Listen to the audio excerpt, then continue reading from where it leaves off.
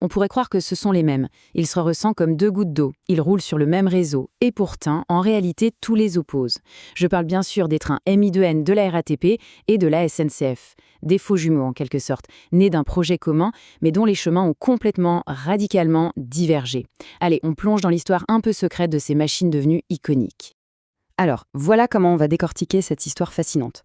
On va d'abord partir du projet commun, pour ensuite analyser le fossé technique qui s'est creusé entre les deux. On verra l'impact que ça a eu sur l'expérience des voyageurs, les incompatibilités techniques sur le terrain, et enfin, comment ces deux trains ont eu deux destinées complètement différentes. Bon, pour bien commencer, il faut remettre un peu les choses dans leur contexte. On est dans les années 80. Le RER parisien est au bord de l'asphyxie. Le RER A, en particulier, est complètement saturé. Et les trains à deux niveaux de l'époque, les fameux Z2N, eh bien, ils ne suffisent tout simplement plus. Le problème était assez simple, mais en même temps absolument critique. Avec seulement 2 portes par voiture, les montées et les descentes des voyageurs prenaient un temps fou. Ça créait des bouchons dans les gares les plus bondées et au final, ça ralentissait toute la ligne. Il fallait une solution, et vite. La RATP et la SNCF ont donc eu cette idée, s'associer pour un projet commun, le MI2N. L'objectif, bien sûr, c'était de réduire les coûts. Mais ça soulève une question essentielle. Si le point de départ était le même pour tout le monde, pourquoi le résultat final est-il si différent ? Et c'est là vraiment que les chemins commencent à se séparer. Même si le projet était commun sur le papier, les deux opérateurs, RATP et SNCF, avaient des besoins tellement différents que ça menait à une bifurcation majeure dans la conception même du train. Là, on voit bien deux philosophies qui s'opposent. Pour la RATP, qui gérait un RER surchargé, la priorité absolue, c'était la performance, la fluidité. Il fallait que le train dégage des quais le plus vite possible. Pour la SNCF, qui préparait la toute nouvelle ligne E, l'obsession, c'était la capacité en place assise. Cette différence de priorité a eu un impact direct et massif sur les moteurs et la configuration de chaque version. C'est simple. L'accélération et le nombre de sièges, ce sont des objectifs un peu contradictoires. Donc, il a fallu faire des choix techniques très très forts. Et ça illustre parfaitement cet écart de performance.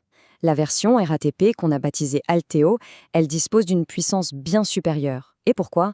Parce qu'elle a une voiture motrice en plus. On parle de 3900 kW contre seulement 3200 pour la version EOL de la SNCF.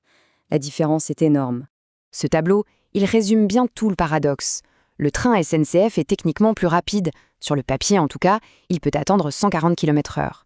Mais le train RATP, lui, il accélère beaucoup, beaucoup plus fort. Et ça, sur son parcours, c'est ce qui compte le plus.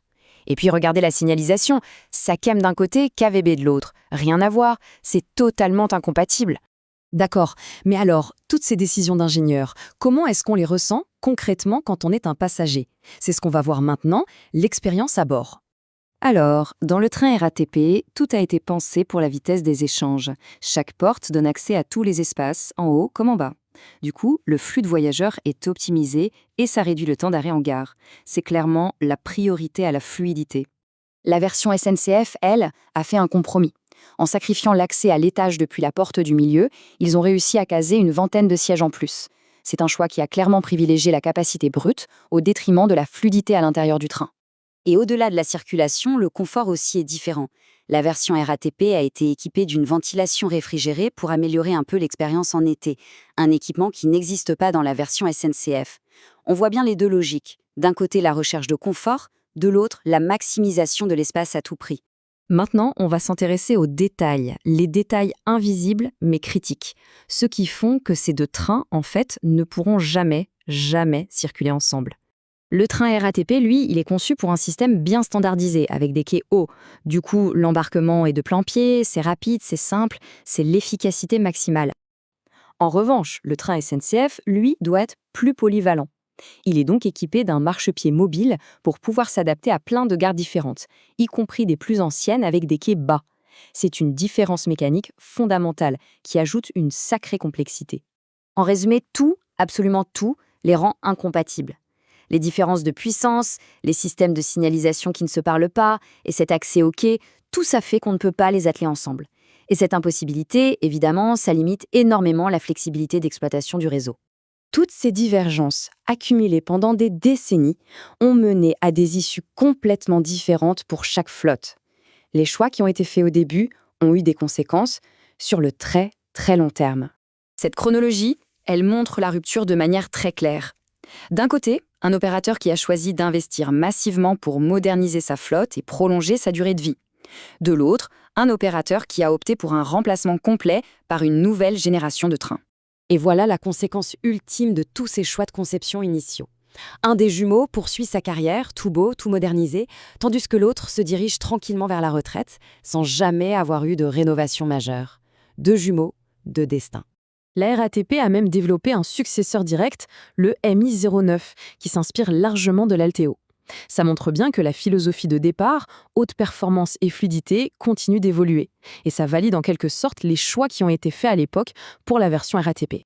L'histoire du Ami2N, au fond, elle nous laisse avec une vraie question pour l'avenir de nos transports publics. Entre le confort, la capacité ou la vitesse pure, quel sera le compromis crucial à faire pour les trains de demain? Comment va-t-on décongestionner nos villes? Le débat, il est loin d'être terminé.